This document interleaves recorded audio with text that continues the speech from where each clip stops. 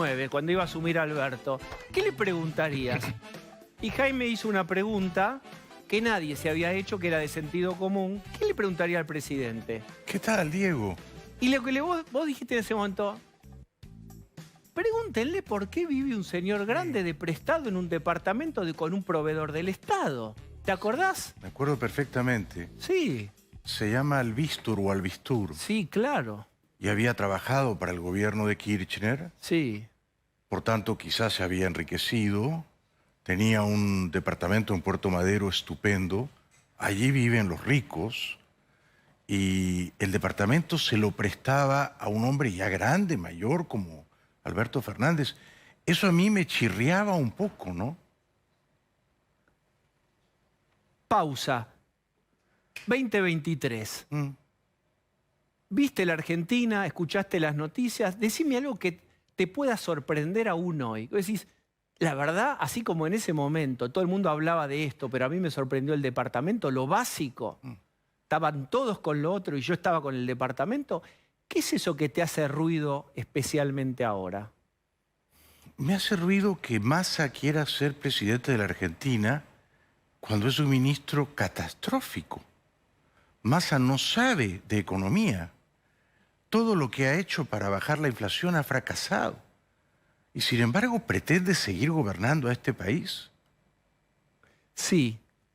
Y es el market friendly del elenco peronista kirchnerista. El único al que se le adjudica la capacidad de traer dólares como puente para llegar o para gobernar. Vos sabés que el Banco Central no tiene dólares de la Argentina. Sí, pero no los ha traído y no los va a traer. Él dice que la sequía, Alberto dice que la guerra en Ucrania, que la pandemia, siempre inventan una excusa. Pero los dólares no van a venir mientras ellos estén en el poder, eso es seguro. Hay un ejemplo raro, que es tu país.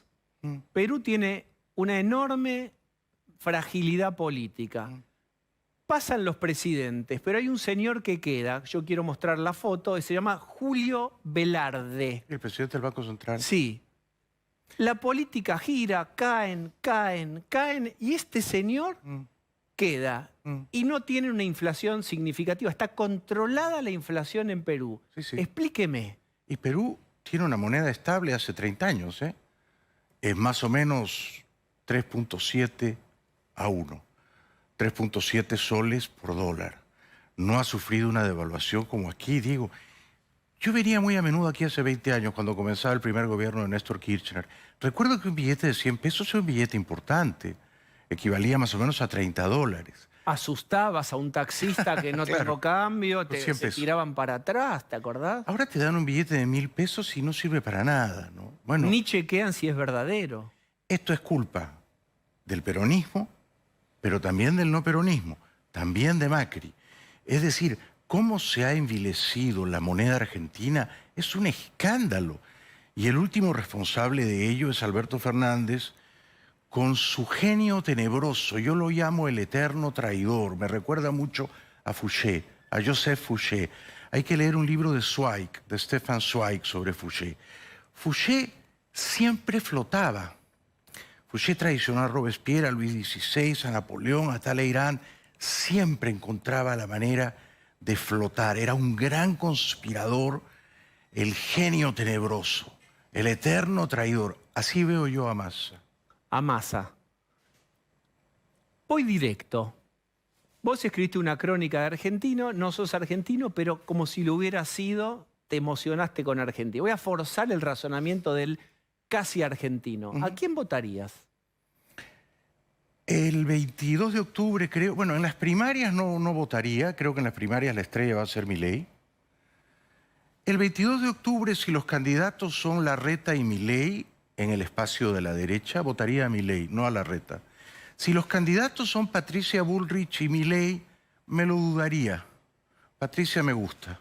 Pero creo, en cualquier caso, independientemente de mi voto, que Milei va a pasar al balotaje. ¿Qué te gusta de Milei? Principalmente que defiende las ideas de la libertad. En el campo económico, en otros campos no las defiende e incurre en contradicciones, por ejemplo en el aborto. Pero en el campo económico él parece entender que el Estado es el enemigo, que el Estado es un pésimo pésimo empresario y es un peor administrador de la riqueza, y que es el individuo con su imaginación, con su inventiva, el emprendedor, el que tiene que crear la riqueza. Creo que él entiende la economía mejor que nadie en este momento en la Argentina.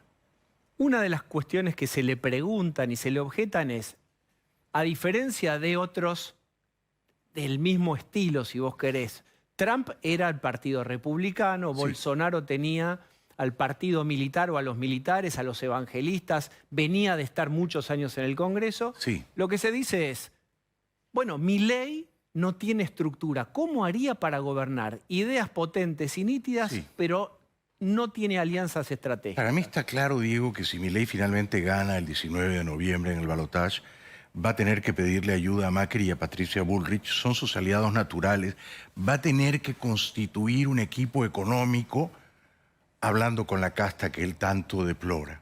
Esto de la casta es un error. A ver. Bueno, es el discurso de un caudillo, de un mesías, de un iluminado. Yo solo contra el mundo, así no se puede gobernar. Si él gana, va a necesitar un equipo económico que represente fielmente sus ideas. Pero a mí me gustaría que si él gana, pactara con Patricia y con Mauricio Macri. Bien. Y vos decías otra opción era Patricia Bullrich. A mí me gusta mucho ella, a pesar de que creo que el gobierno de Macri no funcionó, ¿verdad? Y ella fue parte de ese gobierno. Pero ella fue una figura relativamente competente, exitosa dentro de ese gobierno. Me gusta su carácter. ¿Qué es el liberalismo para vos? En Argentina Sí. se está debatiendo este tema. Está entre nosotros el discurso liberal, libertario. Hay gente que tiene claro qué es y hay gente que más o menos. ¿Qué Sí. es para vos que hace muchos años defendés estas ideas? Sí, yo soy un libertario también. Pero soy un libertario que no cree en los curas y que no cree en los militares. Yo no soy un libertario cucufato ni un libertario pistolero. No, no. A ver, los países que progresan, todos los países ricos del mundo son aquellos que han desatado la libertad de los individuos, que les han permitido a esos individuos soñar, tener una idea genial, ejecutarla eficazmente, servir a los consumidores y enriquecerse. Ejemplo, Marcos Galperín Marcos Galperín. de Mercado Mercado Libre, que se claro. tuvo que ir a Argentina, claro, porque aquí lo demonizan, pero es un gran creador de riqueza, es el argentino más rico en el planeta, ¿no? Hay que seguir ese ejemplo, es decir, la prosperidad, la riqueza, no es posible sin previamente la libertad individual. Y en este país la libertad individual está secuestrada por el Estado. Es decir, que el argentino es un rehén del Estado. El Estado lo ha secuestrado, lo tiene encadenado y le da de comer mendrugos, migajas, ¿eh? Y cree que así, porque le da de comer migajas, va a estar contento el argentino encadenado. Pues no, hay que romper esas cadenas, hay que liberarlo. Paradójicamente, lo que vos planteás, hay estudios que midieron que cuando se les pregunta a gente joven que tiene que tener un primer empleo o tener algún Sí. empleo, prefiere en esta Argentina inestable un trabajo en el Estado que un trabajo en el sector privado. ¿Por qué? Porque cree que el sector privado es más inestable o lo van a despedir y en cambio en el Estado va a tener seguridad. En un país que todo el tiempo está en tormentas, un lugar en el Estado. Sí, eso es preocupante, claro. Es muy aguda tu observación. Cuando yo digo que la libertad trae la prosperidad y que la prosperidad a menudo trae la felicidad o por lo menos la comodidad, pero todo parte de la libertad, no todos los individuos se atreven a ser libres, ¿ah? Hay un montón que no se animan, hay un montón que tienen miedo de ser libres, que no confían en sus capacidades de salir a competir en el mercado libre, global, ¿eh? Entonces sí, hay un montón que prefieren no trabajar, entregar su libertad y ser subordinados, súbditos, zombies, afantasmados del Estado, que les arroja un dinero, les arroja unas migajas y se mantienen en esa condición parasitaria, por así decirlo, ¿no? Succionando de las tetas de las ubres mamarias del Estado. Sí, hay un montón de gente que prefiere eso, que es la comodidad mediocre hasta el infinito. Pero el Estado tiene que acabar con eso. Si el Estado deja de arrojarles esas migajas, esos mendrugos y les dice, se acabó, salgan a trabajar, consíganse un empleo de veras, entonces esa gente va a tener que ponerse las pilas. Hay un discurso también del kirchnerismo que dice lo siguiente: es fácil hablar de ser emprendedor, de tener el emprendimiento, meritocracia, pero claro, si vos sos hijo de millonarios o hijo de una familia o de alguien que te da recursos, largaste de una situación mucho más arriba. Sos un privilegiado. Por eso se puede sostener, dice el kirchnerismo, ese discurso. La mayoría de la gente no tiene esas condiciones de arranque. Hay que nivelar. Sí, y es verdad que hay que nivelar. Hay que dar igualdad de oportunidades en el momento en que comienza la carrera. ¿Cuándo comienza la carrera? Cuando son niños. ¿Por qué los países escandinavos son tan admirables? Por eso, porque nazcas en una familia rica o en una familia pobre, la educación pública es de igual calidad que la educación privada y a veces hasta superior. No ocurre más en la Argentina. La educación pública se ha reducido a niveles verdaderamente dramáticos de incompetencia, de 100 días de clases al año, ¿no es cierto? Pero si tú al niño pobre le ofreces una educación pública gratuita tan buena como la educación privada, entonces un montón de niños pobres pueden ser luego Marcos Galperín. ¿Qué otros países tienen algo parecido? Y te pregunto, por ejemplo, por Perú, al peronismo, que además es una identidad. Sí. El peronismo es una enfermedad. Muchos peronistas no saben quién fue Perón realmente.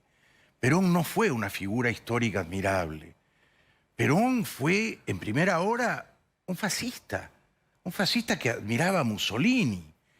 Luego no tuvo un compromiso claro con la democracia. Luego apañó a los nazistas que huían de Alemania. Y finalmente terminó en una mansión en Puerta de Hierro, ahí donde vive ahora Isabel Preisler, montando en moto y recogiendo a la jovencita. ¿Podemos realmente admirar a Perón? Yo no lo puedo admirar. Yo no lo puedo admirar. Yo admiro a Borges, por ejemplo. Me gustaría que hubiera un movimiento libertario borgiano en la Argentina. Bueno, fue condenado por Perón a ser inspector de gallineros. Aves de corral. De aves de corral. Sí. Borges era lo contrario. Borges era la sabiduría humilde, la sabiduría republicana. El lujo, decía Borges, es una vulgaridad. Ojalá Cristina Fernández leyera a Borges. Cristina Fernández, que en este país que se incendia con hiperinflación, va con bolsos Louis Vuitton a todas partes, luciendo unas marcas que solo la gente muy rica puede comprar. Qué obscenidad, ¿no? Qué desfachatez.